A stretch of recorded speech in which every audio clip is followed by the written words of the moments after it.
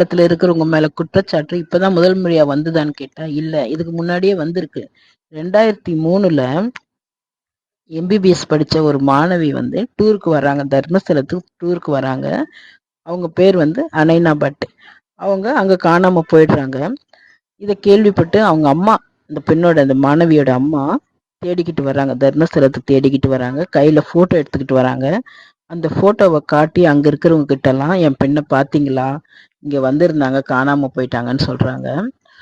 அந்த போட்டோவை பார்த்துட்டு அங்க இருக்கிறவங்க எல்லாம் சொல்றாங்க, தர்மஸ்தலத்துல இருக்கிற முக்கியமான ஒருத்தர் கூட உங்க மகள் பேசிக்கிட்டு போனதை பார்த்தோன்னு சொல்றாங்க. இவங்க உடனே என்ன பண்றாங்க, தர்மஸ்தலத்துல இருக்கவங்க கிட்ட போய் கேக்குறாங்க, என் மக இங்கதான் வந்ததா சொல்றாங்க, என் மகள் எங்கன்னு கேட்டிருக்காங்க. அதுக்கு அவங்க என்ன சொல்லியிருக்காங்கன்னா, அதெல்லாம் எங்களுக்கு தெரியாது, வெளியில போன்னு சொல்லியிருக்காங்க. அவங்க போலீஸ்ல கம்ப்ளைண்ட் கொடுத்திருக்காங்க, உங்க பெண் யார் கூடவாவது ஓடி போயிருப்பான்னு சொல்லி அவங்கள அனுப்பி வச்சிட்டு இருக்காங்க போலீஸ்காரங்க. அந்த மருத்துவ மாணவிக்கு என்ன ஆச்சுன்னு யாருக்குமே தெரியல. அதுக்கப்புறம் 2013ல தர்மஸ்தலத்துல ஒரு பெண் காணாம போயிடுறாங்க. அந்த பெண்ணுக்கு 17 வயசு தான் ஆகுது. காணாம போன பிறகு எல்லாரும் தேட ஆரம்பிக்கிறாங்க. 2 நாள் கழிச்சு அந்த பெண் கை கட்டப்பட்ட நிலையில பிணமா கண்டெடுக்கப்படுறாங்க.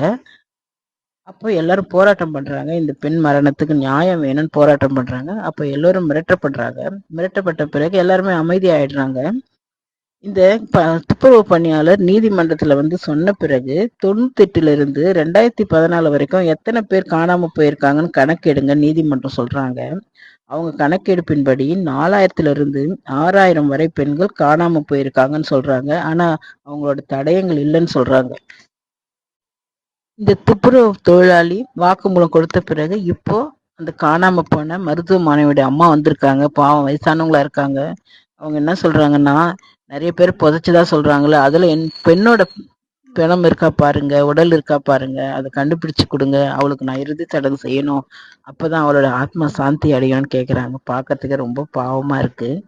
இந்த விஷயத்துல கர்நாடக அரசும் சரி, ஆளுங்கட்சியும் சரி, எதிர்கட்சியும் சரி, எதுவுமே இது வரைக்கும் சொன்ன மாதிரி தெரியல. சித்தராமையா அதுக்கு நடவடிக்கை எடுப்பாரா என்னன்னு தெரியல. பொறுத்திருந்து தான் பார்க்கணும். பிடிச்சிருந்தா லைக் பண்ணுங்க, ஷேர் பண்ணுங்க, உங்க கருத்தை பதிவு பண்ணுங்க, மறக்காம சப்ஸ்கிரைப் பண்ணுங்க. நன்றி, வணக்கம்.